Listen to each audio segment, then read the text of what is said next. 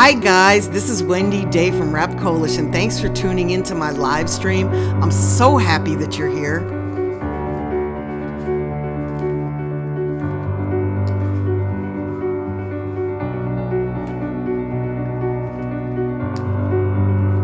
Okay guys, I'm almost there. I'm coming, I promise, I'm coming. Hey, I've got a lot of great information for you today. I'm so glad you're here.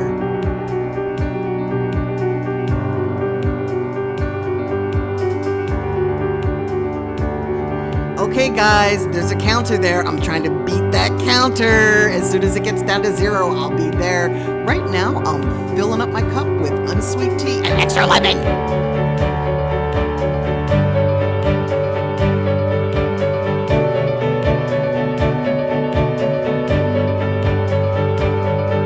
Guys, thanks for tuning into my live stream. We're almost ready to go. I'm so glad you're here. I've got such amazing information to share with you tonight. I'm so excited. I'm so happy.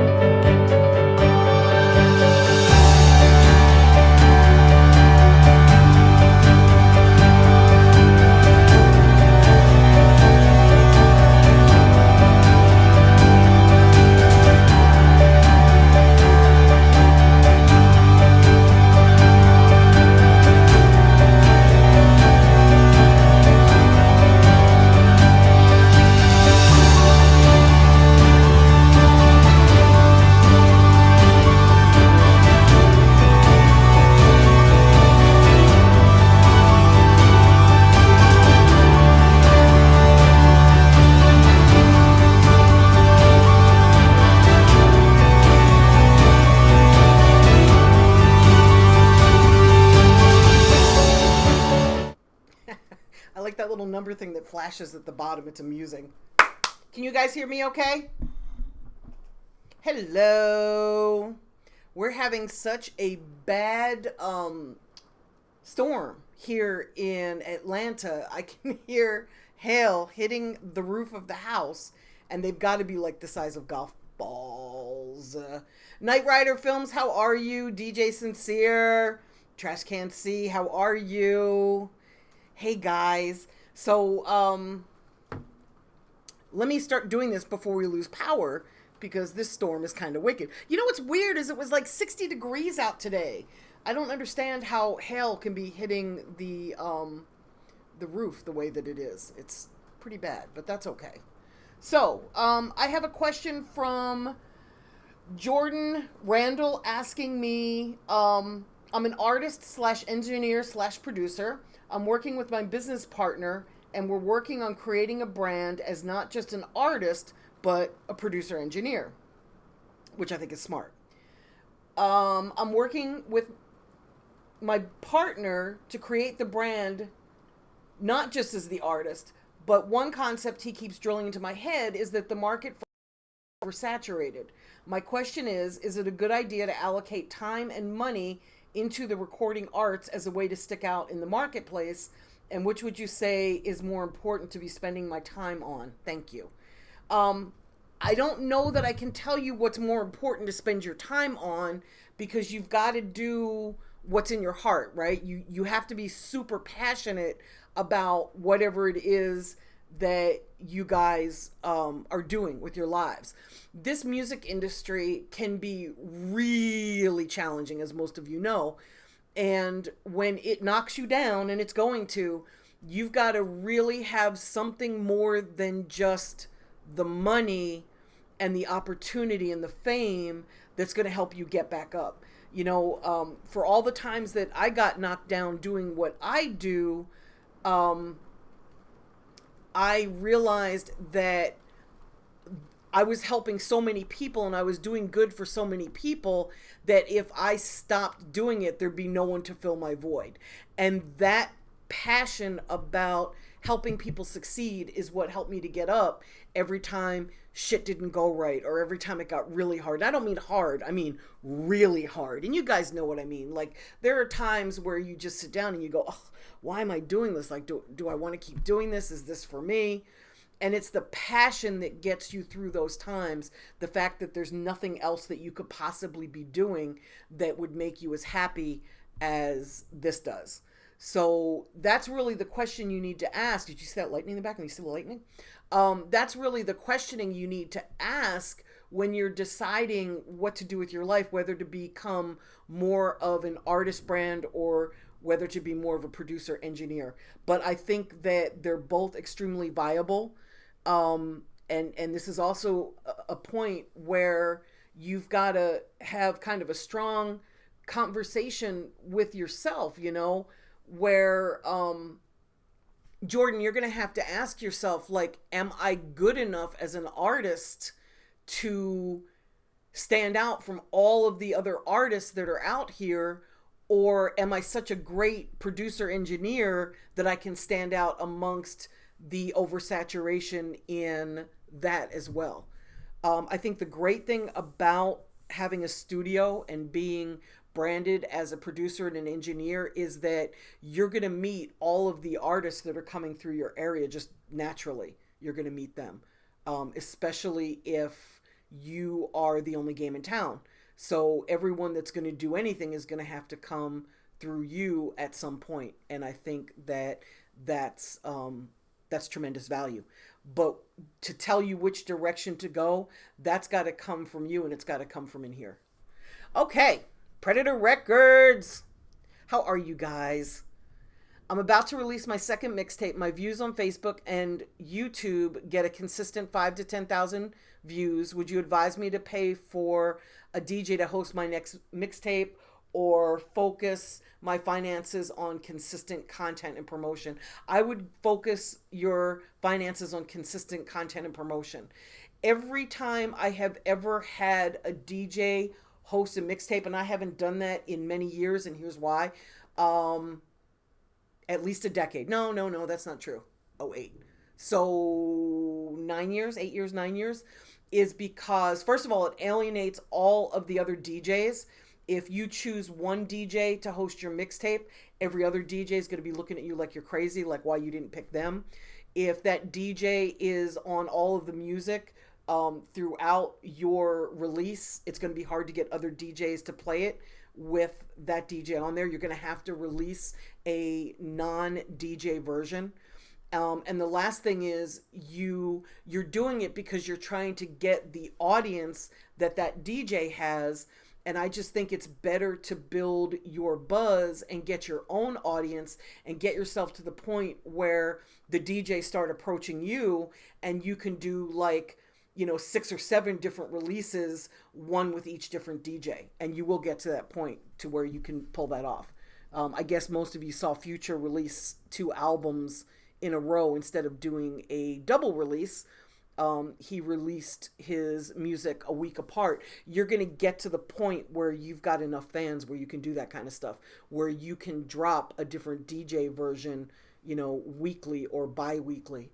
And I just think it's better to stand out on your own, be consistent, drop a lot of music into the marketplace and let people know who you are rather than trying to use a DJ's audience to build your career. And there's 2 different schools of thought. That's just my opinion. There's many people that are going to go out and do the opposite of that and be successful. But I would just suggest you build yourself as an artist first. Predator Records, how are you? The Real See-Through TV. Shay Malcolmson, how are you? Font Kilsum, global warming, yes. We're making jokes because there's a really bad storm in Atlanta right now. It just got quiet. You guys can still see the lightning happening, but at least the thunder has stopped. And my dog does not like thunder. Creator of music. What does a publicist do for an artist? A publicist informs the world as to what you're doing with your movement. When you put out music, they hook up passes for you to go to different events, to walk red carpets, and they're basically like a megaphone. I've got a whole video that explains what a publicist does and how you choose one. I know on my YouTube page it's a little hard to find the videos. They're kind of like just mishmashed in there, even though I have them in different categories. But if you go to rapjules.com, They're archived and they're in order. And for the ones where I have a blog post that's similar, I've actually cut and pasted the blog post. Like for writing a business plan, for example, I happen to have a blog post called How to Write a Business Plan. So I cut and pasted that and put it underneath the video so that it's kind of one-stop shopping. And the rain just started up again. Ito, thank you so much. I'm so happy to be doing this. Mizi. Desario, how are you? Top of the Gate Records. DJ Sincere, what would be the best way for two companies to work together on one artist? Wow, that's really hard because who's going to make the decisions? Like if you disagree, whose word is going to stand? Who's going to invest? Who's going to put the money up? I think you just sit down with that person and talk it all out, figure out who's going to control what, put something in writing on paper so that if you forget what the terms are, they can kind of point it out and go, look, look, look. If they forget, you can pull out the paperwork and say, look, see. But you've got to decide who's going to make decisions, who's putting in the money, who has the last right of refusal, who has the say-so on the creative side, on the marketing side, on the promotional side, on the finance side, on the funding side. You know, at some point when you blow this artist up, major labels are going to come calling, and what happens if they want a deal and you don't, or you want a deal and they don't? You know, you've got to discuss everything that could possibly go wrong before it goes wrong. It's kind of hard to be that foresightful, but you also have to figure out what happens if you guys hate each other in this process. You know, what happens if 3 years from now you can't stand to be in the same room together? You know, do you have the right to buy each other out, or does the artist have the right to buy you out, one of you? You know, what happens? So you got to discuss all that, put it in writing, and then both sign it. It's real hard for two companies to work together on one artist. Back when I was managing artists, people used to ask me all the time to co-manage. I did it when I was brand new. I co-managed a group with Mona Scott from Violator Management because I needed to learn how to manage. I needed the connections and the experience. And in that respect, I basically worked for her. She was the shot caller. So it made it real easy. There was no decision making there. But at this point in my career, if somebody wanted to work on an artist with me, I would so pass on that. I don't see the upside. You know, we all have really strong opinions on what to do and what direction to go. So I could see where it would be really hard, but keep me posted on that if you do that. I'm interested to know how that works out.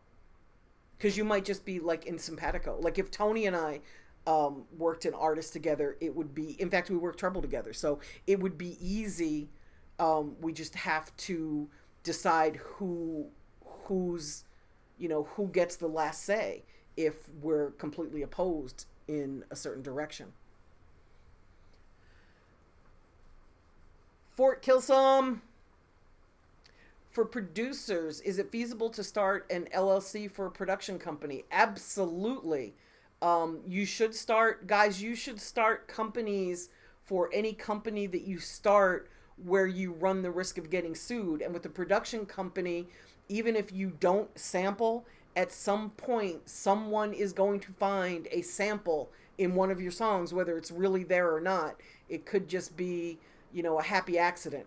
But you want to make sure that you're protected from somebody being able to touch you personally if they sue your company. Knight Rider Film says that my connection is glitching bad, and the cable guy was just out here again today for the third time in 2 weeks. Emily J is saying, I enjoyed your interview with Sonny. Yeah, it was good, right? Like he had a lot of info to give. And the great thing about Sonny is that he is an artist himself. So he knows the questions that artists are going to ask before they ask them. So that's why I chose him. I thought he'd be a really great person to interview. We're going to have more distribution people speaking too. I'm trying to get somebody from TuneCore right now. Call me heavy. For people that produce and make beats, where do I start to get placements and beats heard from big name artists? You don't start to get beats from big name artists. You kind of start at the bottom and work your way up. It's going to be next to impossible if you start handing beats to Jay-Z, not just because he's not going to listen to them. He has earned the right to have people with tremendous experience in making hits around him. So not only is your sound not going to be attractive to him, but your ability to work on the back end paperwork, it's going to make it really difficult. You're not professional enough yet to deal with somebody at that level. So you want to work your way up from the bottom and get your sound out there and have other artists really vibing. I noticed that it was just like 6 months ago that Zaytoven got in the studio with Jay-Z, and Zaytoven's been producing here in the South for at least a decade, if not longer. So I would suggest that you either find a manager that shops beats, or you start networking and getting to know artists so that you can get placements. And Call Me Heavy, I've got a video that I did just for producers. I think there's a couple of them now that just talk to producers about how to place beats. And if you go to rapjules.com, you will see that. Money Time Music Group. Davey Lee, how are you? Absolutely. I see your phone number here. Can you reach out to me on email? This is wendyday@gmail.com, please. Because I think that after I finish this, I think the live chat goes away. I'm not sure. I've never gone back and really watched one of these to see. Desario. For those clients aiming to service radio, can you touch on the importance of having a clean radio mix? Yes. Desario, not just a clean radio mix, but a squeaky clean radio mix. When I took Ready to Radio for Trouble, we had to clean that song 3 or 4 times because I kept missing things that were in there. I mean, a lot of it is that I can't understand 100% of what he's saying. So that plays a role in it. My ears didn't catch everything. But it's also more than just the words that you want to take out. You know, there's a lot of words that you can't say, but then there's also a lot of words that kind of have double entendres that you can't have in there. And of course, I can't think of any examples off the top of my head. But anything about like super violence or killing somebody, if you're a brand new artist, it might be really hard if you have something in your verse that says kill all the white people. It might be a little challenging to get radio to play that. And even though there's no curse words in that, you're probably going to have to clean the radio version of your song. So yes, it's very important to have a clean radio mix. And let me take this a step further, Desario, because you asked such a great question. Let's just talk about the importance of having a good mix and a master version that you take to radio. And I'm talking slowly just in case this is skipping a lot. I don't want you guys to miss this. Your song has to be of great quality, not good quality, but great quality when you take it to radio. It's going to be played next to Future and next to Kanye and next to Drake and next to Jay-Z and next to Beyonce. So it has to be of that quality where when you put your record side by side with one of theirs, that it sounds just as good, just as tight, just as professional. So really have a great mix engineer and then have somebody else with different ears that's great at mastering, master the record. That way you've got 2 different sets of ears on your song. Shay Malcolmson, recently rebranded and have singles or videos to market. I'm planning on marketing mainly online with AdWords and Facebook ads. I'm wondering about shelf life of online videos, gauging by view count and the tapering of that view count. Um, you know, shelf life. Damn. That's the problem with putting a video on YouTube. If you don't have a big enough audience, your count's going to be really low. And with YouTube, you don't want to boost that count with fake views because then they will take it down. And it's like not even having it up in the first place. On the flip side, you've got to start somewhere. So you've got to have your video, just have to market and promote it correctly. You've got to build a buzz, and you've got to boost your views naturally with the fan base that you're building. So the shelf life, I mean, the shelf life is as current as that song is, it's going to be current. And it's always going to be a new video to somebody that hasn't seen it. You know, I've got videos on my channel from October, which are really old to me, and I've gone and talked about that topic to death in other videos, but I don't take the old ones down because I still want to reach people who are going to go back and watch the old videos. And that's kind of what you're going to do too. You're going to have as many videos posted as possible, both on your YouTube and website. And I suggest that you embed them from your website with YouTube viewers so that they count every time somebody watches the video at your website instead of on YouTube. And another thing that I want to say about videos is if you're going to post videos to Facebook, do not embed a YouTube video into Facebook. Upload it to Facebook.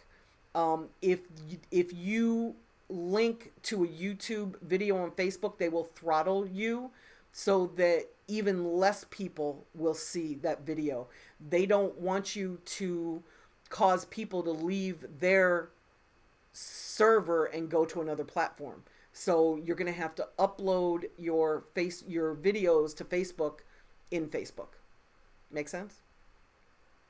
And you can buy Facebook ads for those in order to boost that. Yay!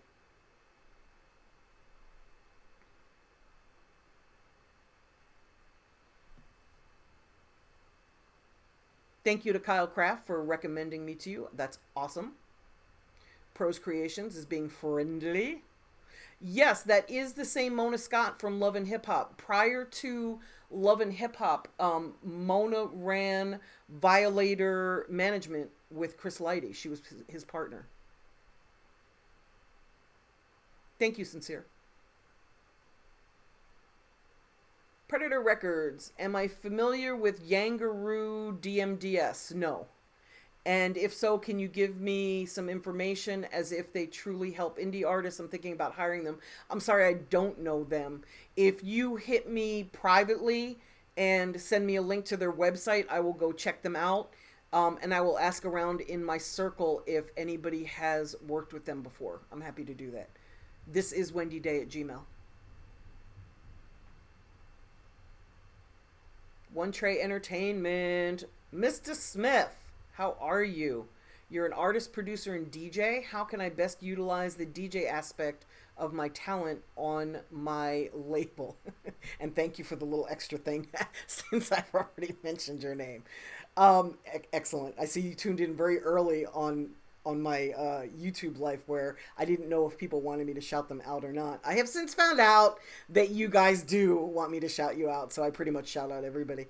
How can you best utilize the DJ aspect? The great thing about you being a DJ is you know how to approach other DJs.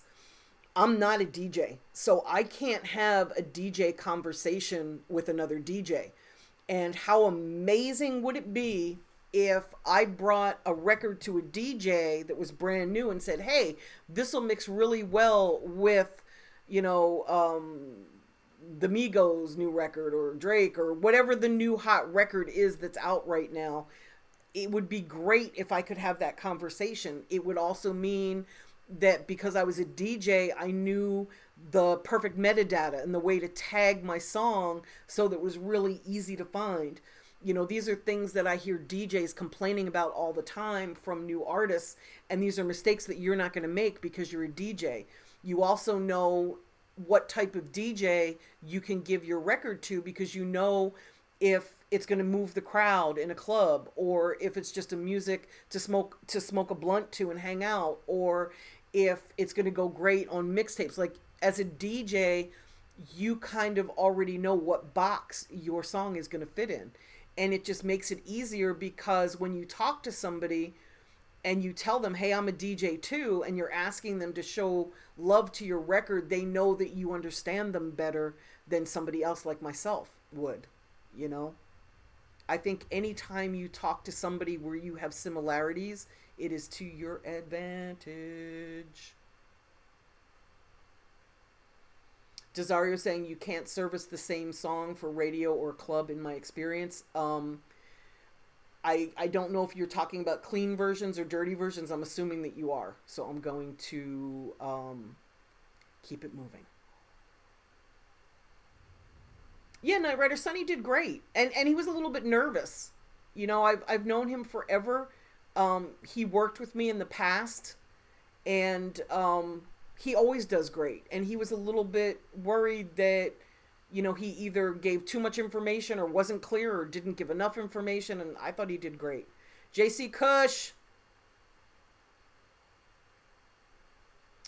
If you want to start a record label in the future, can you start your publishing company with the same name that you want to use for the record label? Yes, you can. And then once you start your label, you're going to add like something to the end, like music or records or entertainment. So let's just say the name of your publishing company is Kush, because I see that that's part of your name. So when you go to start a record label, it might be Kush Music or Kush Entertainment. And then at that point in time, you might want to even differentiate a little bit more and rename your publishing company Kush Publishing. Or maybe your publishing company is Kush Music and your record company is Kush Records.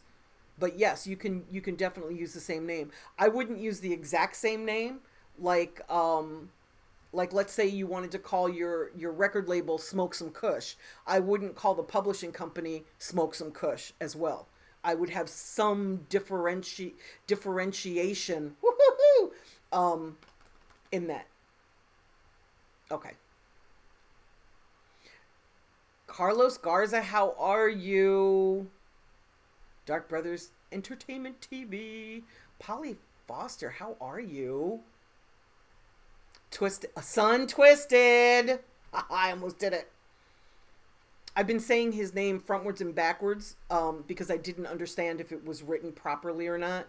And he was kind enough to explain to me, which is great, where it came from. It's really an interesting story, too. So you guys should go check him out and find out why his name is Sun Twisted. I think it's really cool. Cool story.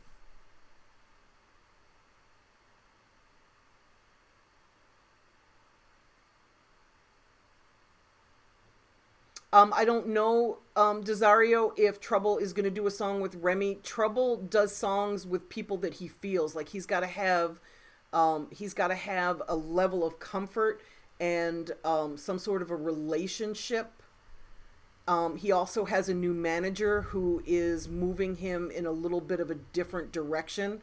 So I doubt that there will be a Remy Trouble collab. And thank you, Sun Twisted, because that's not what I'm here for. Okay, Desari, I did get it right. Yeah, you meant dirty for club and clean for radio. Absolutely. Just make sure that when you clean your versions that you run it by some of your radio friends first, like whoever your radio promoter is. They will let you know if it's clean enough for radio or not.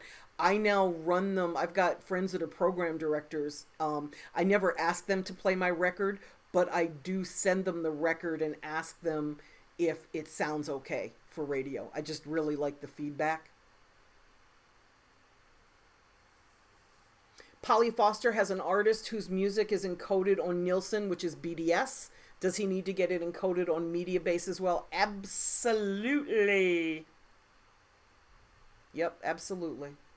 You want to encode your music on both media-based and BDS. You don't have to encode for sound exchange. You don't have to encode for digital radio tracker either. They automatically catch it by the metadata. But you do have to make sure your metadata is tight. That's the second time I've said that tonight. It might be kind of important, huh? And you can watch last week to find out exactly how to do that. The last week's edition of Live, we talked about that. Bryce is asking me, how do I go about getting an interview by an artist, and how do I copyright my video content? How do you get an interview by an artist? With an artist? Are you trying to interview an artist, or are you trying to give an interview being the artist? And you're going to copyright the song that's in the video, correct? I don't know anybody that has copyrighted a video. I'm sure it's been done. I just don't know of anyone that has, because it's usually the song. It's the underlying composition that you copyright, not necessarily movies are copyrighted.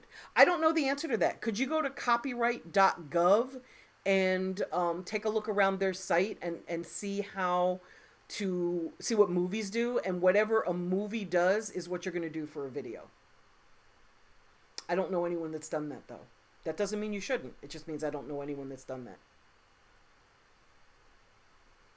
DJ Sincere is asking how important are websites compared to social networks. And it's funny because I get hate mail all the time because I say that you guys should have websites, and folks keep telling me that it's 2017 and you don't need a website.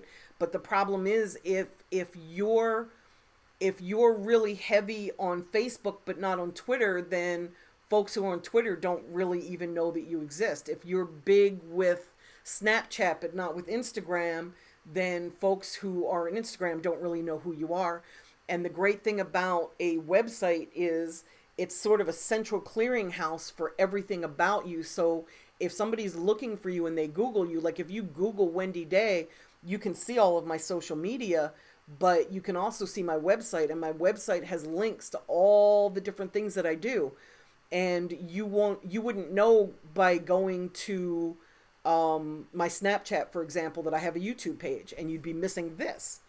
If you just go to my Facebook page, you wouldn't see that I do this because I'm not a Facebook person. You'd only see it on Twitter, on Google Plus, and which I never use, and Instagram. I'm very heavy on Instagram. So that's kind of where you find out about me. But there's a lot of people that don't really appreciate Instagram and only are on Snapchat. So what I suggest is you have one central clearing area of everything about you. It's got a calendar of any shows that you're doing. It's got your videos, it's got your music, so that somebody can just go to your website and see all of your videos. They can see all of your, they can hear all of your music. They can read your bio. They can see articles that other publications have written about you. You can even store your logo and photographs on there, so that if you're on the road and a blog reaches out to you and says, hey, we want to do a story on you, send us a picture, send us your logo, you can just direct them to your website and they can pull it off of there. So I'm a big fan of websites. I'm also a big fan of newsletters, and you're going to want to have some place where you can store all of your back issues of your newsletter so that people can read it. Like if they just discovered you today, shouldn't they be able to go and see what you did in October or in 2015? I think they should. Again, guys, this is all just my opinion. So, you got to do what's best for you. Predator Records is asking me what I think the next wave in regards to the tech and music world. AI is coming along. It's big. It's I'm looking at the different VR, virtual reality players, for lack of a better term, that are selling. I was in Barnes and Noble yesterday, and I haven't been to a bookstore in ages because I read on my iPad and my iPhone. I read through Kindle on my devices, and for like 10 years now, I haven't read a physical book. I read online, and I noticed in Barnes and Noble that they were selling a virtual reality. I was like, Barnes and Noble, really? And it was $30. It was like really affordable. So I think that that's where we're going. Virtual reality. You can actually go to different sites now, and you could be standing on stage watching somebody perform. You can look out into the crowd, or you can go into the crowd and look up at them. Like, there's so many different things that you can do, and that's just amazing to me. And I think it's built for music. It's built for performances. It must be really cool to be able to watch somebody's video and participate in whatever they're doing on the video, like to become part of the video. That's just, that's some next level shit to me. Call Me Heavy is asking if there are any specific music events that are happening that I would suggest local artists and producers attend for networking. South by Southwest is coming up in 2 weeks. I think South by is an excellent opportunity for you to attend panels for 5 days. It's not cheap. It's a very expensive conference. Not only does it cost money to get in, but the hotel rooms are extremely expensive.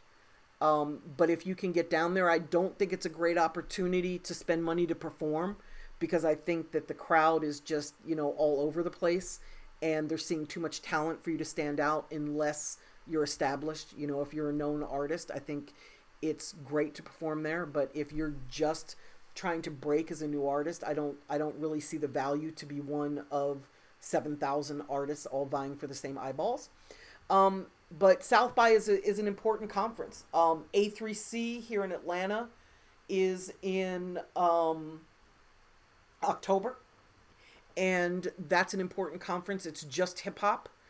I'm not a big fan. I don't really spend a lot of time at A3C, but I would if I were coming up and I needed the knowledge and the relationships. I absolutely would. For me, it's a great place to go to see friends that I haven't seen all year. So I do a lot of breakfast, lunch, and dinner and coffee meetings during A3C while people are in town. I went to CD Baby last year. I thought that was really good. It was in Chicago last year. This year it's in Nashville at the end of August, somewhere around the 26th. It's a DIY conference. It's a do-it-yourself conference. It covers all types of music. And that's what I like about it, because you're getting points of view from people in country and EDM and rock that we can then take and use and bring into our urban environment and stand out a little bit, because they may be doing something that we don't do. And you obviously want to do stuff that other people aren't doing in order to attract attention. Okay, Bryce is trying to get an interview with an artist. Bryce, if you're trying to interview an artist, you're going to have to go through their publicist or through their manager. Publicist would be your first choice, and then management would be your second choice. But a publicist, that's their job to get interviews, so you're kind of helping them do their job. A manager, they're busy doing other stuff, so they may not be as keen to respond to you, especially if you work for a smaller blog or a smaller publication. Pros Creations, thank you so much. Thank you, Sincere.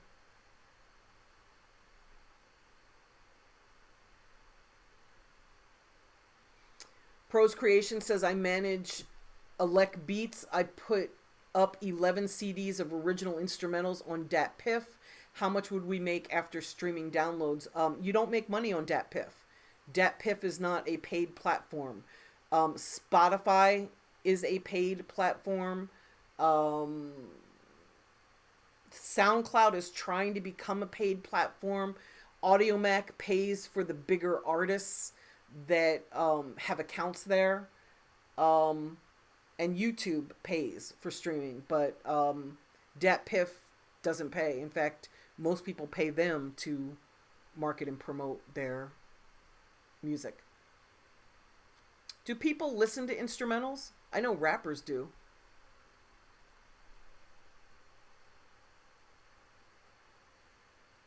Ray Poindexter, you asked me the question that everybody asks me. Does putting a video on WorldStar do any good? If you're known, yes. If you are Lil Wayne, if you are Future, if you are the Migos, if you are Trouble, if you're 21 Savage, if you're Kodak Black, yes, it does you a lot of good. The thing about WorldStar is that it's not where people go to discover music. And it's always so hard for me to explain that to an artist because you guys go to WorldStar and you guys discover music on there. You probably go and you listen to what else is there.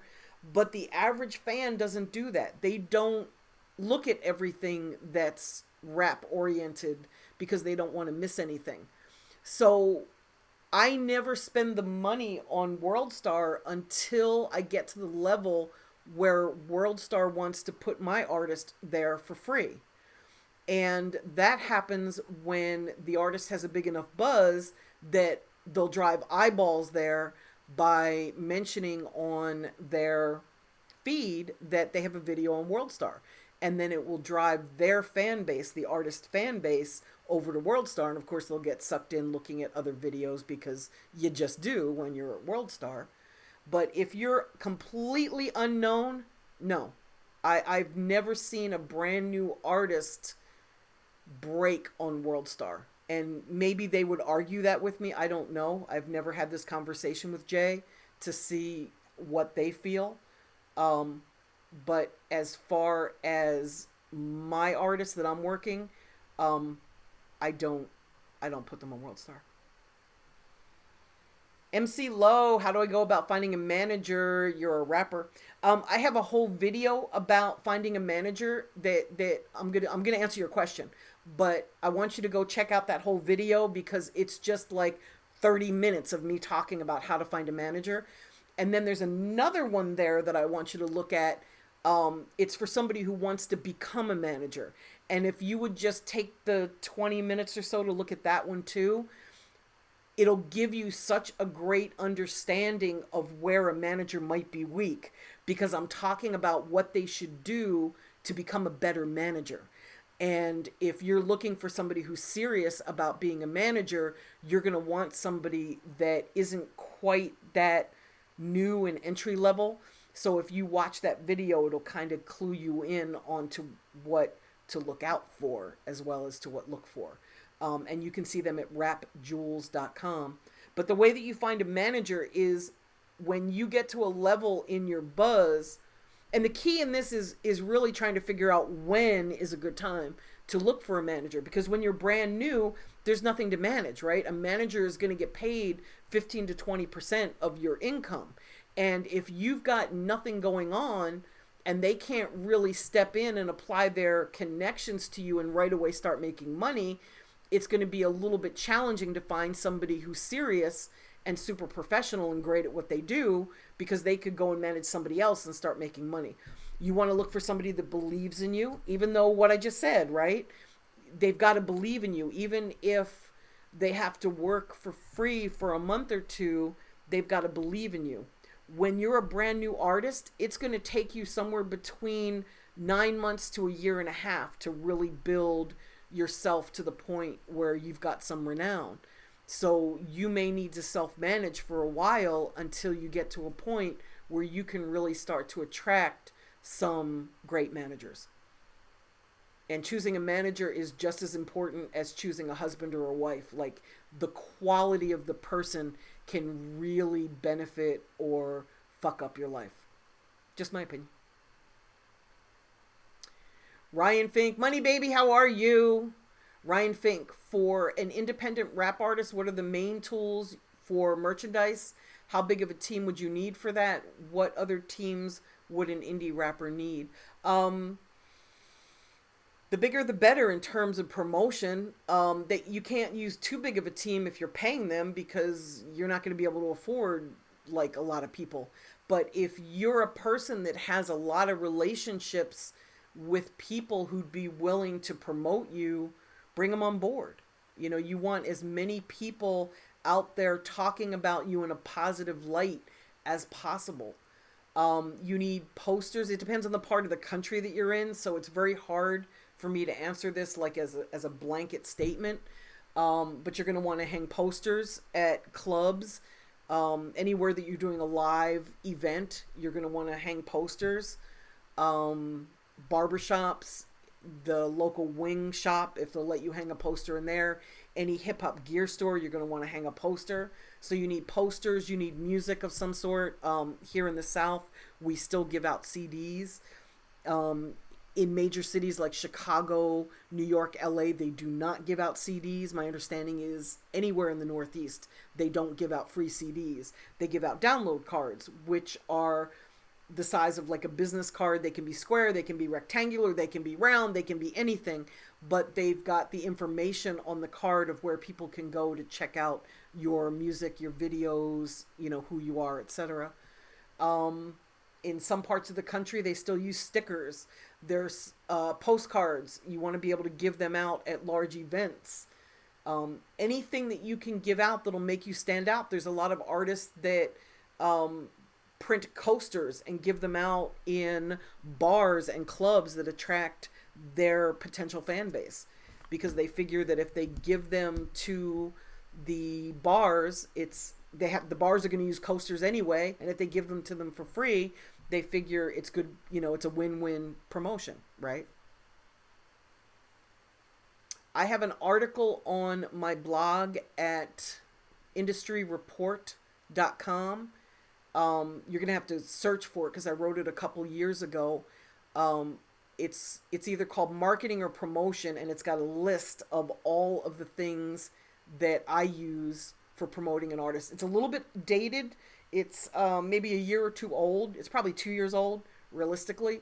But I still do almost all of the things that are on that list. I don't give away a lot of t-shirts. I know a lot of people do. I don't want to give something away that I have to pay $5 for that's not music. If I'm going to spend $5 on a promotional item, it's damn well going to be an MP3 stick with the music on it. Ray Poindexter, what are the good platforms for a new artist?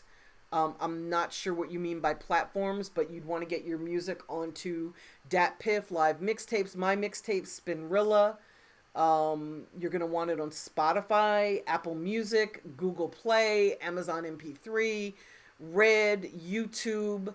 A distributor is going to get you onto most of those, and then you're going to have to go and add DatPiff, Live Mixtapes, My Mixtapes, and Spinrilla on your own.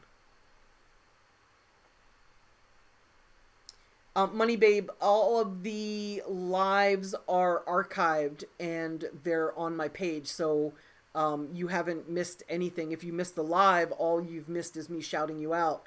You haven't missed any questions or answers. They're all, you can go to rapjules.com and see them all.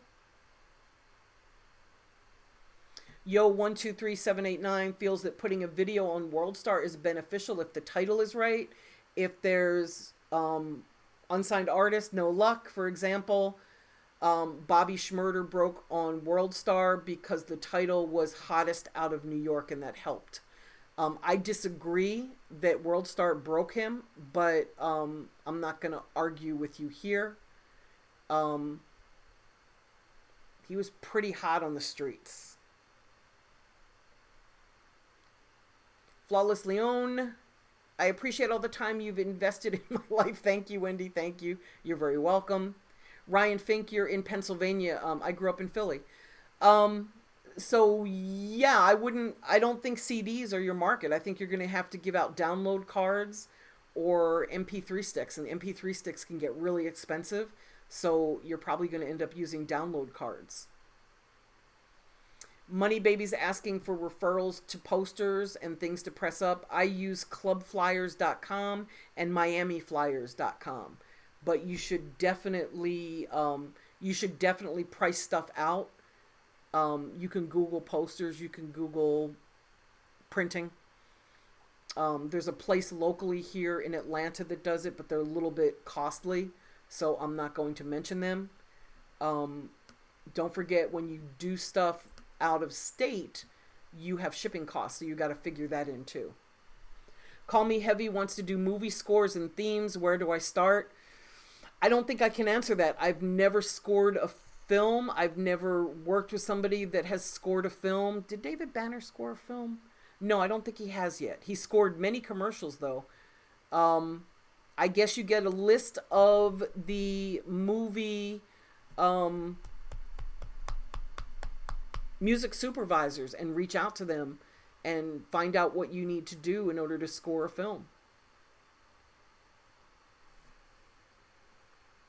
Thank you, Vince. I appreciate you so much. Thank you, Flawless. That's awesome. Bubble on deck. How are you, Tamara?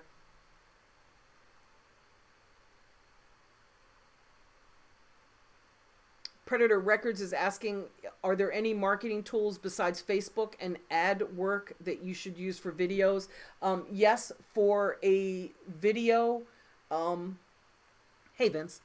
For a video, if it's a single and you feel that it's got some marketability through BET, Revolt, or Fuse, you can hire an independent video promotion person. They run $2,500 to $3,000 to promote your video. If you have a song at radio, you should definitely hire one to help get your video on the platforms that matter.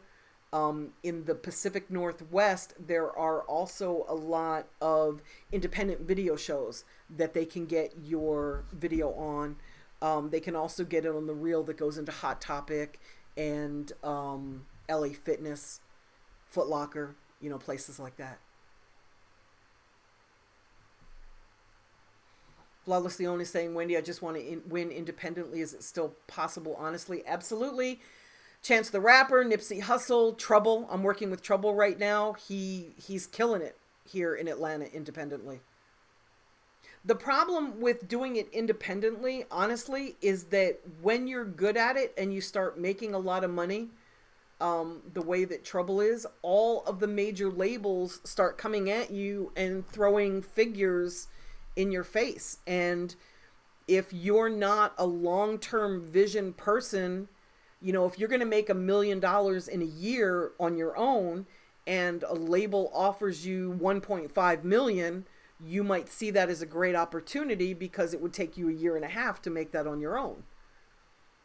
So it's kind of up to you to decide, what's best for you. But yeah, you can absolutely make a lot of money independently. I have a lot of clients making money.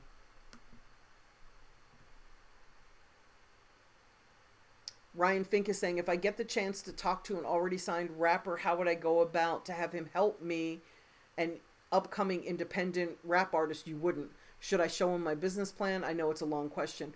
You wouldn't. Why would you want a signed artist to help you when they're kind of busy helping themselves? Not to mention the fact that if they're not, they've already got a crew of guys that they probably came up with that they need to help. It's going to be very hard as a stranger to get them to step in and help you. I just feel that it would probably be a better use of your time to find somebody to help you that has experience in creating success for an artist. Maybe the person that helped that person start their career as opposed to the guy with the career, right? Just a thought. Sun Twisted. Does a producer get paid for every track he produces for a major label release or only the ones that make the album? It depends. There's a thing called pay or play. If you've got that clause in your contract, then you get paid for everything you do. If you don't have that clause in your contract, you only get paid for the ones that make the album. Ray Poindexter is asking, how do I go about finding how much a feature price is for a mainstream artist? You call their manager And usually that information is listed in the bio on their Twitter page or their Instagram page. If it's not, you're going to have to do some research and find out how to get to somebody in their camp to ask them.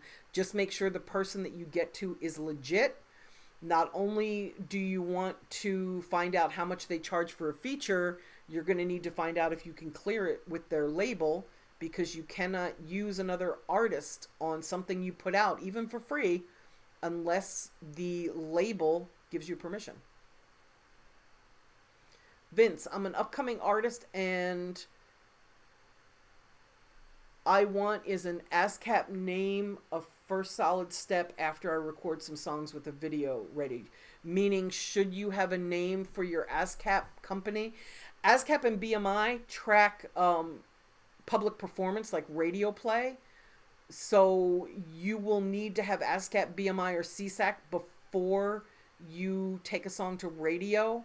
I would set it up as soon as you're able. You're going to pay to join their organization. I don't think it's the first thing that you need to do, but I'd say it's in the top 10. I think I have a video of the 10 things you want to do before you put out a record. You might want to check that out. It is cold in Queens. That's why I moved out of New York. I lived in Manhattan for about 18 years. And I moved in 2003. I moved to Memphis. I was in Memphis for 3 years. And then in 2006, I moved here to Atlanta because I felt like I could do a lot of good here. And I have. It's been a great market for me. If you go to helpfulangel.com, you can see exactly how to become a client. I see that you're saying that you're serious. Flawless said LOL, but seriously, it's helpfulangel.com. One Tray ENT, thank you. One Tray Entertainment. Mr. Smith, you live in a small city. Do I suggest focusing on creating a buzz in a bigger city around where I live first? No, I suggest you start where you are and then you start working your way out. I draw a 3 to 5 hour radius around wherever my client is living, and that becomes the target market. If you happen to live in a city where it's really hard, Miami is a great example. When I broke David Banner, we broke him in Atlanta instead of Jackson, Mississippi, because it was next to impossible to break an artist in Jackson. So we worked Atlanta, and then after he kind of bubbled here in Atlanta, we went back and started working Jackson, and they embraced him fully. So there are some places where you might have to break outside of the area where you live in order to break. I am 607. What are the chances of my SoundCloud getting the attention of a playlist maker at a streaming service? I would guess very slim unless you're actively seeking their attention. There are people you can hire to get on playlists, but your best bet is to build relationships with the folks that are curating playlists. Do the research, find out who they are, and then build a relationship with them, whether you meet them at an industry conference or whether you interact with them on social media, but you can build a relationship with them. Yo, 123789, would you be able to break down how an artist can be paid 10 grand for a walkthrough in their own city? I noticed it's big in New York. Is it the same in Atlanta? Is it easy to make a living performing locally? It is for trouble. I can't break down how an artist can be paid $10,000 for a walkthrough. I've never seen somebody pay. I've seen them pay a bigger artist, like when an artist is known, like YFN Lucci or 21 Savage or even Trouble. We get offers all the time for walkthroughs. We just don't do them. I don't see the benefit. When somebody knows an artist is coming to the city, they want to see a performance. They don't want to just see them hanging out in the club. And it does a disservice to the artist because it makes him look like an asshole for not performing. and it puts pressure on him to perform. So if he doesn't perform, it hurts him.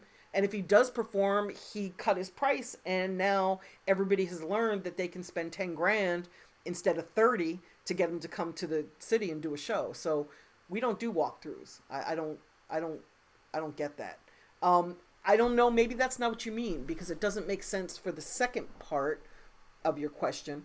But yes, here in the South, it is relatively easy to make a living performing locally. Let me give you a real life example of an artist who's getting between $10,000 and $12,000 per show and doing 8 shows a month, which would be every Friday and Saturday night. That's 80 grand to 100,000 a month times 12. That's almost $1 million a year just for working 2 nights out of the week. But you've got to be able to attract an audience to buy tickets for a promoter to spend that kind of money for you to perform. But yes, here in the South, that's extremely realistic. Desario saying t-shirt cannons are a cool spectacle at events, but sending them to DJs can work too, because it's basically a walking billboard. They may wear it every now and then, especially if it's a good talking tee, a good looking tee. Absolutely. Again, I'm not a big fan of t-shirts because it's a $5 expense and somebody can't even hear my music. They're just seeing the logo. But if I've got my music out there all over the place on the streets already, and there's a little bit of a buzz on the artist so that when somebody sees the t-shirt, they know exactly who it is, then it makes sense to me. I remember when we were first building Trouble, people didn't really know who he was. And I bought these backpacks for kids that had Trouble's logo on it. And kids were coming up to me tripping over the backpack because it said Trouble, and they thought it was really cool. But they were taking it because it said Trouble, not because they were supportive of the artist. So I always think it's a little better to spend money on stuff like that when people already have a little bit of a clue who the artist is. Yo123789 is saying most local venues don't pay you. You have to pay them. If you're paying them, you are not ready yet. I've never paid a venue for an artist to perform ever. I won't do it. I'd rather put the money into building their buzz. If you're paying people, it means your buzz isn't strong enough yet. Vince, my friend Darren Vegas, former in-house producer for Death Row, has a track on Bone Thugs, Best of CD under Ruthless Records. It went platinum and he was never paid. Are you someone that can help him? I am not. Vince, he needs an entertainment attorney. I have never had luck chasing back royalties. And I'm sorry about that. There's a company out there that does chase royalties. Hit me by email. This is wendyday@gmail.com, and I will get you the name of the company. It's Royalty. I can't remember. There's a company that chases back royalties, though.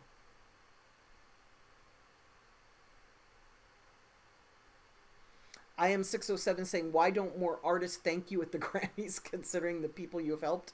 Probably because I don't give a fuck about the Grammys. I think the Grammys are a joke. It's a popularity contest. It has no bearing on who's really talented and who's not. And anybody that I've worked with kind of knows how I feel about award shows.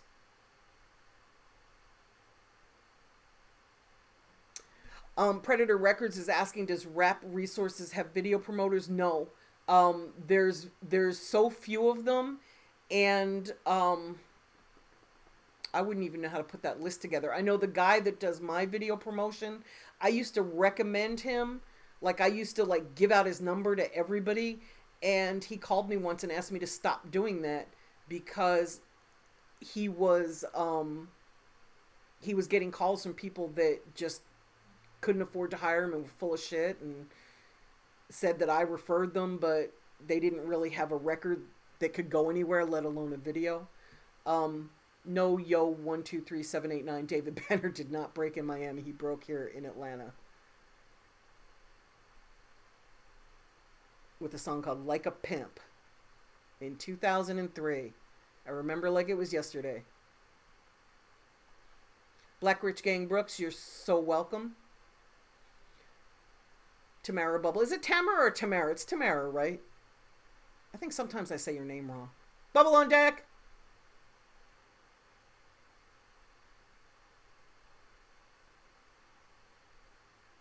Yes, Desario.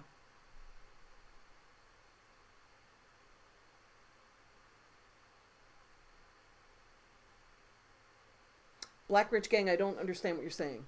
I've been brand myself since I started. I think you're going to need to say that to me again. I didn't understand that. I'm sorry. Vince, you're welcome. Navaso Productions. Yeah, it's just, yeah, we're talking about the Grammys here. I'm just not a fan of the Grammys. You know, they've never really embraced rap. It's always the awards that they give off camera, and at the height of the popularity of rap, they still didn't really take it seriously. So I've always been on the fuck the Grammy train, personally. That doesn't mean you guys should. I think that, you know, if you feel that they're a beneficial organization, you should not only support them but join them and try to make a difference within, right? Flawless is asking, do I suggest he take over his region of New York, to be specific? No, I don't. I think it's very hard to break in New York. I would break in Albany. I would break in Boston. I'd break in Rhode Island. I would break all around New York, Philadelphia, Baltimore, Washington. But no, I wouldn't start out in New York. You're going to spend all your money just in New York.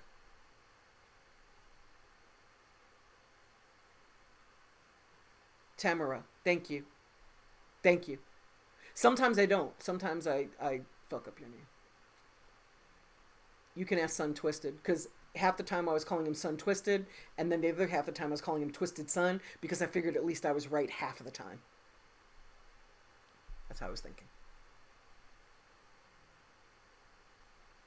Ray Poindexter, you don't copyright your name, you trademark your name. I think it's a very good idea to trademark your name if you have a very common name. The very first thing I did when I started working with Trouble is I trademarked the name Trouble. It took a year to do it, but we did it.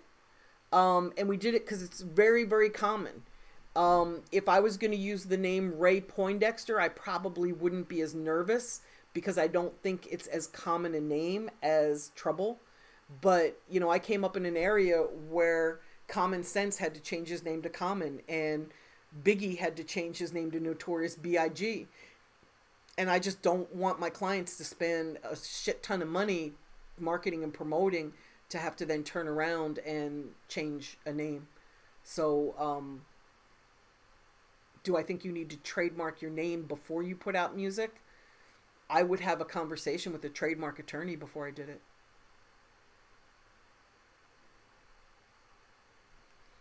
I am 607 is saying New Orleans had only about 200,000 people and Cash Money was selling 30,000 per album.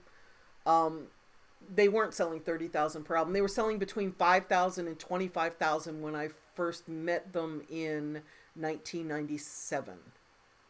Why is it so hard to do that here in Little Rock, Arkansas, when we have a similar population? I don't know why it's so hard in Little Rock. And, you know, there's a lot of areas where people just don't spend as much money to market and promote as you need to. And it's easy to spend money to get a little bit of a buzz, but it's hard to spend money to get your money back. So if you're just trying to build a buzz, you can spend 50 grand and make a little impact in your town, but you're not going to get paid for what you do.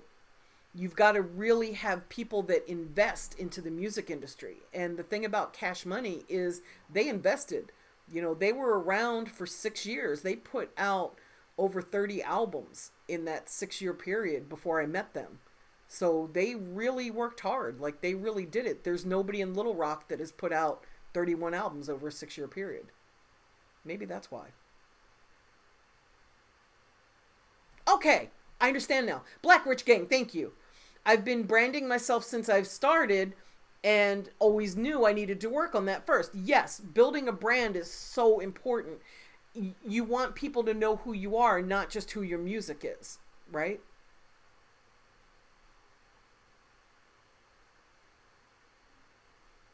Yes, I think you're doing the right thing.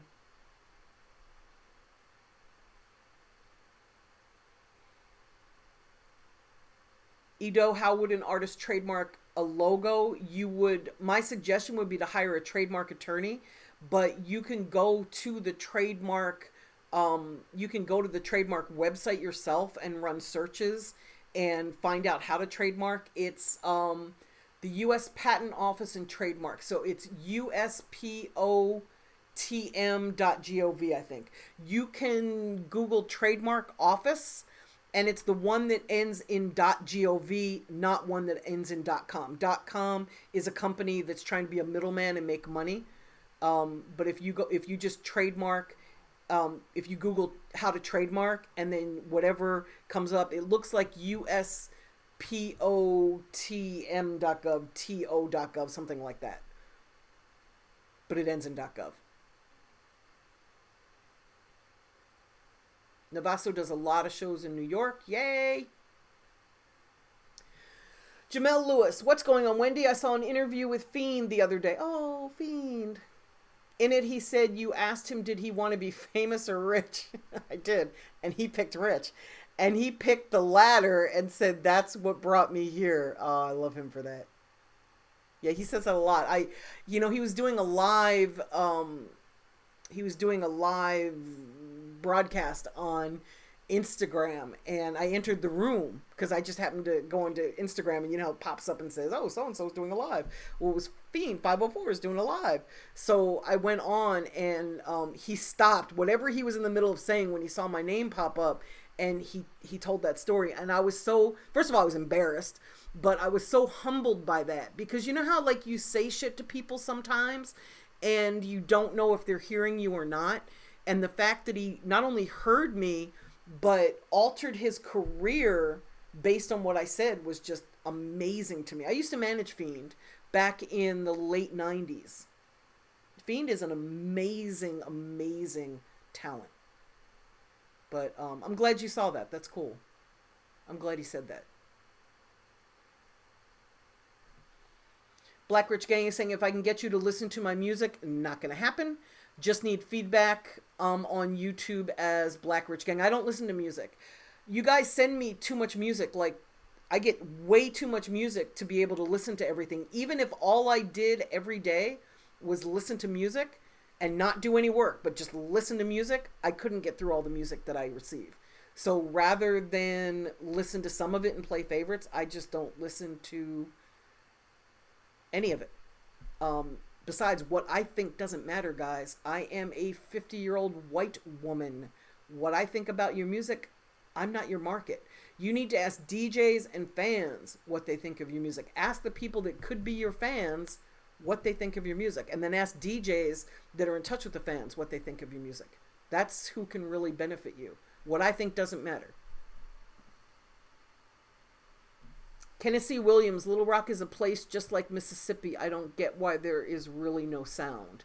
There is a sound, it's just there's nobody there with any money to market and promote it. So it's not going to blow up like Atlanta. The thing that blew Atlanta up is the fact that guys put money into their projects to market and promote it. You can have the best music in the world, and if you don't market and promote it, no one will hear it. You can have the worst music in the world, and if you've got a marketing and promotion budget, at least people are going to hear it. You guys wonder why there's so much garbage out there. That's why. It's got a budget to market and promote it. That doesn't make it right. I'm not saying that people are doing right, but I am saying that it's the music business. You've got to market and promote. That's the business side. The music side is already understood. I'm assuming you guys have talent if you're here because you're ready to market and promote and make some money. Mr. Smith again. I just want to tell you there's no amount of thanks that can suffice how much these videos, thank you, and info means to me. Thank you. Thank you. No, really, I'm so happy that um, this is helpful. I'm so glad because it takes me a lot of time to do this. So I'm really glad it matters. Thank you.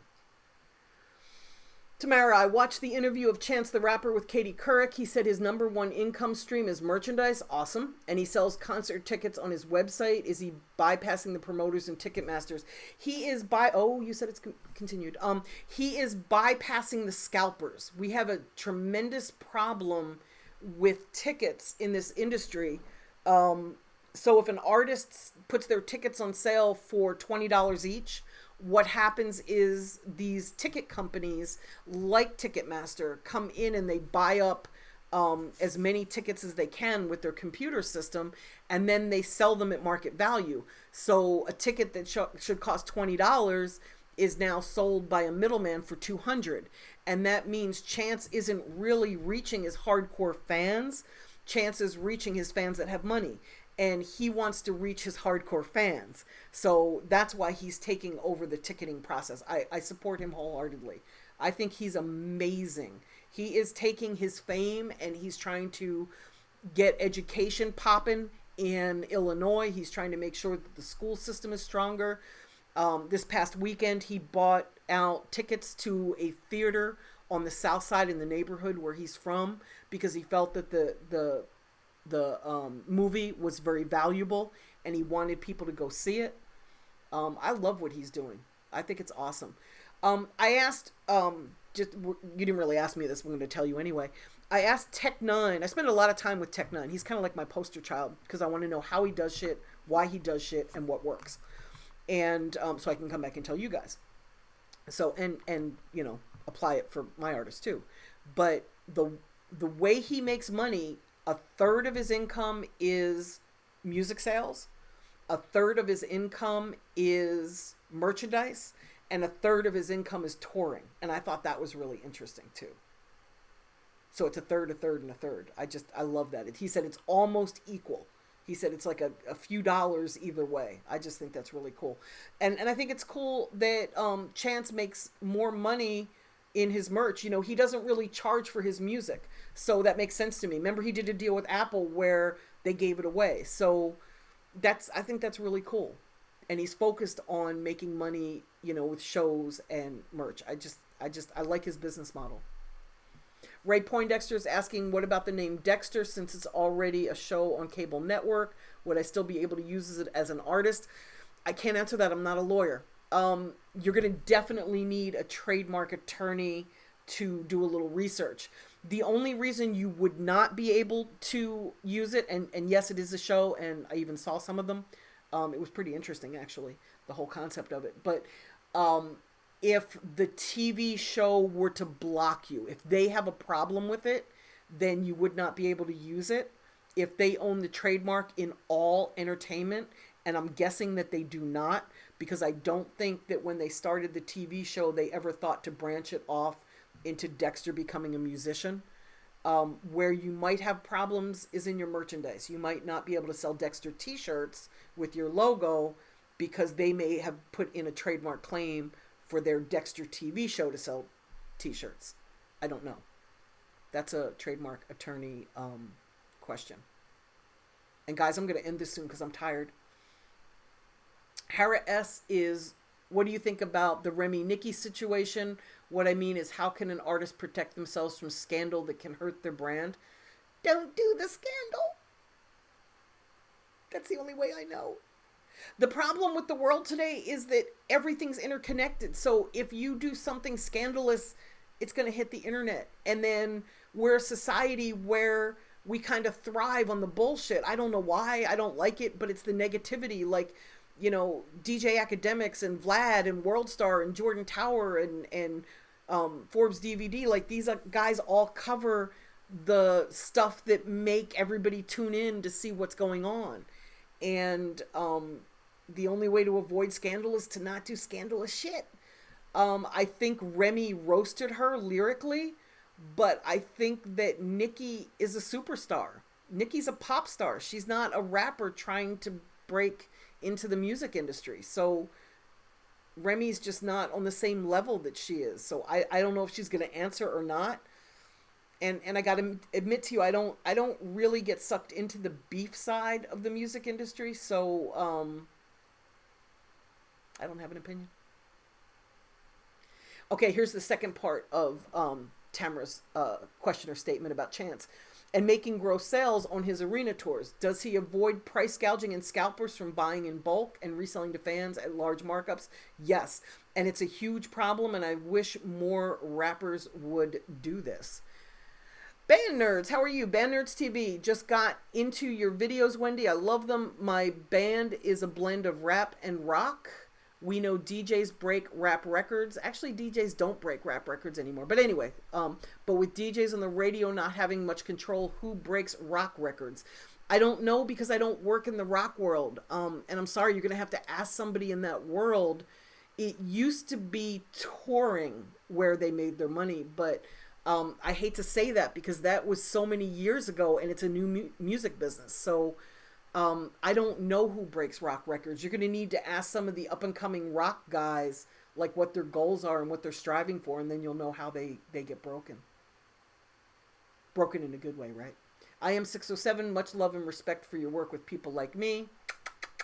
You're so welcome. Hara S says, we need more likes for this video. I love you for that. You know, the more likes you guys give me, the more they share the videos. And I don't know that that applies to my live videos. I don't think that the live question and answers need to be shared as much as the topic videos. But yeah, when you watch it, if you guys would hit that like, it would help put it into the mainstream so that more people see them. That would be awesome. And thank you.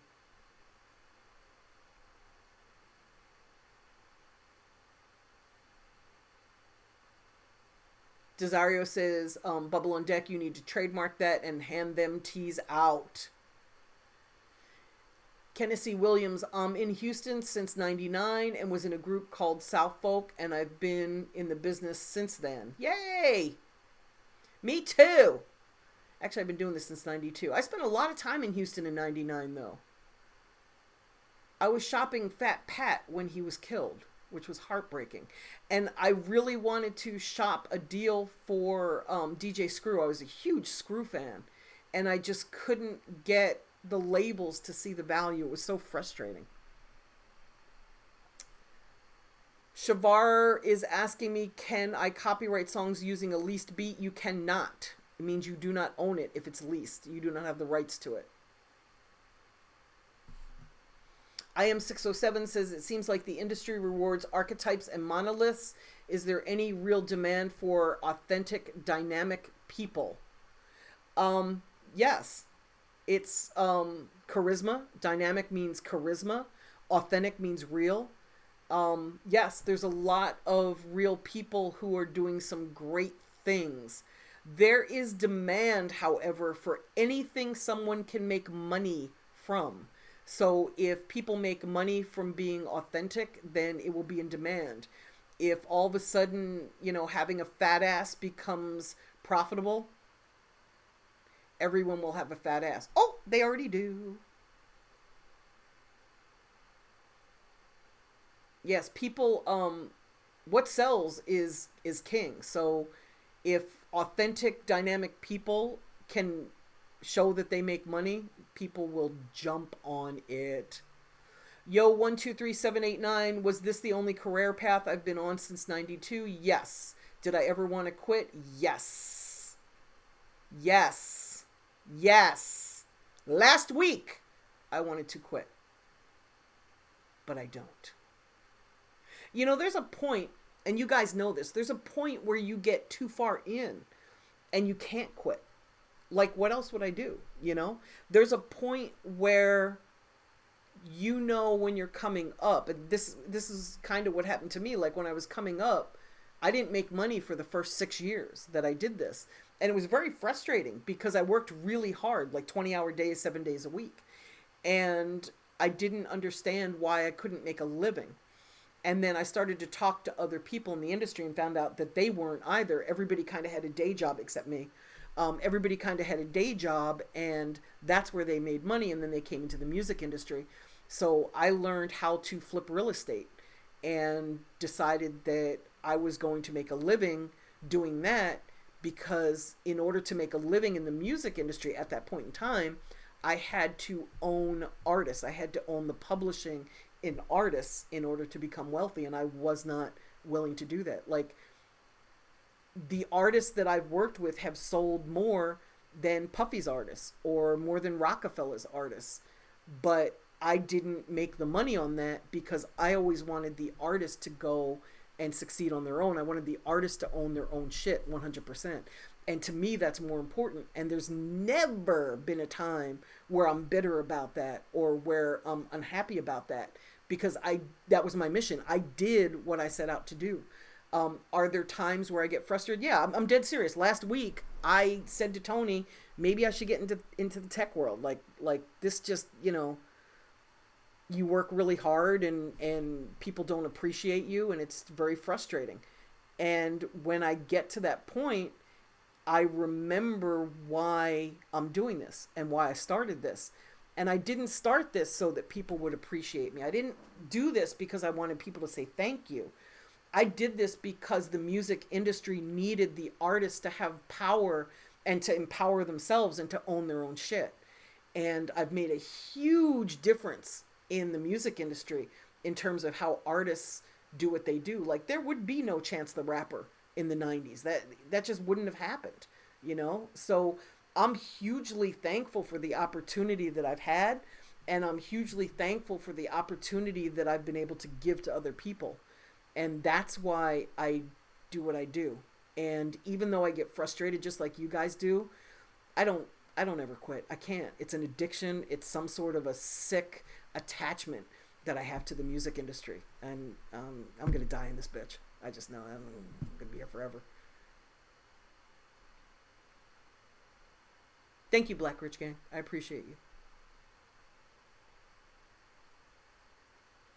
Jamel Lewis is saying that a mentor of mine here in Houston told me I need to attack P2 markets for radio. Is that a good strategy? And can you explain a P2 market? A P2 market is a secondary market. Okay, you're in Houston. So a P2 market would be San Antonio. Austin would be like a P2 market. It's a smaller market. Tyler, Texas. That might be a P3. Beaumont, Texas. That's probably a P3 too. It's like a smaller market than Houston, New York, LA, Chicago, but not quite as small as Sugarland, right? That would be a P2 market. And my suggestion for radio, I have a whole video on radio. I would suggest that you build, especially in Houston, that you build your song on the streets and in the clubs, and then take it to radio once it starts to bubble and grow legs. And then you take it to radio, because you're going to spend a lot of money to break a record at radio in Houston, and you may not. You may end up wasting, $100,000 or so. Kennedy, you're right. Kennedy saying, I remember when Fat Pat got killed and the labels care less for people that really love the music. You're right. But in fairness, they are in this as a business. They're not in this because they're trying to build the culture. They're a business. They're trying to make money. Coca-Cola is not trying to make the beverage world a better place. Coca-Cola is interested in selling soda. It's a business. It's capitalism at its finest. Sun Twisted, you can't collect through BMI, Sound Exchange, etc. unless the song is copyrighted. No. Copyright just protects you so that if somebody steals your song, you can sue them. And Sound Exchange and BMI. Sound Exchange pays you for streaming. So when you're played on places like Pandora, Sound Exchange pays you. BMI pays you for radio play and live performances. Shavari. Thanks for answering my question. Thank you for telling me how to pronounce your name. I hate when I fuck up your names, guys. It drives me crazy. Waiting for the next book. Yes, I'm still writing it. But yes, Untwisted, you don't have to copyright a song to get paid. It just protects you. Jamel Lewis, I went to Tyler, Texas this past week and passed out CDs and found the King Trapper. He took me to the strip club and they played my record on repeat 5 times. Is that a viable option for the future? Yes. Take that, exactly what you just did, and multiply it by every city the size of Tyler in Eastern Texas, because I don't want you to like go all the way over to El Paso. It's too much dead space in between. So all of Eastern Texas, like from the middle all the way to the right. Do that in Arkansas, do that in Oklahoma, do that in Louisiana, and then come back and tell me how it goes. Actually, by then I'll be calling you because you'll have a buzz and I'll know who you are. Tamara saying, was or is it easier for you to shop artists to labels or artists to investors? It is easier to find investors than labels, hands down. Always has been, always will be. You got to have a really strong buzz for a label to really like be interested in your career. Kennedy Williams, it is a point where you want to quit and say fuck it, and then right when you say fuck it, it starts happening, and then you keep going, sort of like a drug. Yeah, I guess so. It is like that. You know, and I'm always afraid, like when I was coming up, I'm not now, but when I was coming up, I was always afraid that the day that I stopped, that the next day is the day that like a huge check would come in my name. You know, that was always my fear. You get to a point where you've just got too much time in. It took me 6 years to make money in the music business. It took me 10 years to make enough money where I could support myself in the music business. And nobody ever tells us that. Like if coming in, somebody had told me that, I would have stayed. It's not like I would have left, but I wouldn't have felt inadequate when I wasn't making money. I thought there was something wrong with me, you know?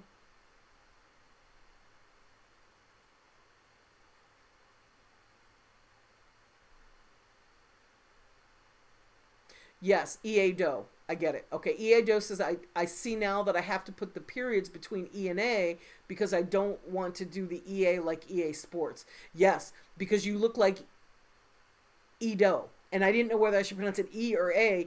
It never crossed my mind to say EA because the A is lowercase, which made it a word, not 2 initials. So yeah, you're going to have to put E period A period Doe, EA Doe. Tennessee Williams, Wendy, I would pay you. It's nobody that can say I didn't pay them, and I'm proud of that. That's good. I have no problem getting paid anymore. I had a problem with Cash Money, but I sued them, and then they paid me. Desiree says, I'm about to leave because I thought you were about to leave. Yeah, I was going to leave like 45 minutes ago. I'm tired. I'm now at an hour and a half.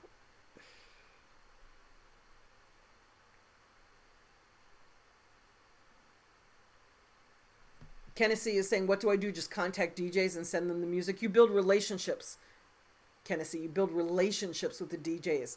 It's not, you can't just wake up on a Monday and start working your record on Tuesday because you want to build the relationship. So before you really start recording, you want to just start going and hanging out with the DJs and get to know them. Go to the DJ meet and greets. Go to their meetings. You know, ask them if there's stuff that you can do to help them. Back in the day, I used to carry crates in to the clubs for the DJs. Now they don't have crates, so it's hard to do that. When I go into an area where I don't know a DJ, like if they're on the air and they're doing a live remote and it's hot out, I'll go to the store and grab cold water, like ice cold water, and bring them bottles of water so that while they're outside, they have something to drink and introduce myself. Like, I still do that shit 25 years later. I build relationships. I don't expect people to know who I am or why they should help me. They don't have to help me. They're not here to help me. Thank you, B Vanilla. I appreciate you. Yes, I got to the end of this. After an hour and a half, guys. I want to go eat dinner. I'm tired. It's been a long day. I love you very much. Thank you for making it all the way to the end with me. And I will see you guys next Wednesday. Please send me questions. thisiswendyday@gmail.com. Send me your questions for me to ask next week. If you sent me one and I didn't answer it, please forgive me. I will answer it next week. I had the cable guy here again all day today trying to fix why my stupid ass Wi-Fi is so slow. But I think we're okay. I think we're okay now. Okay, guys, thanks for tuning in. Talk to you soon.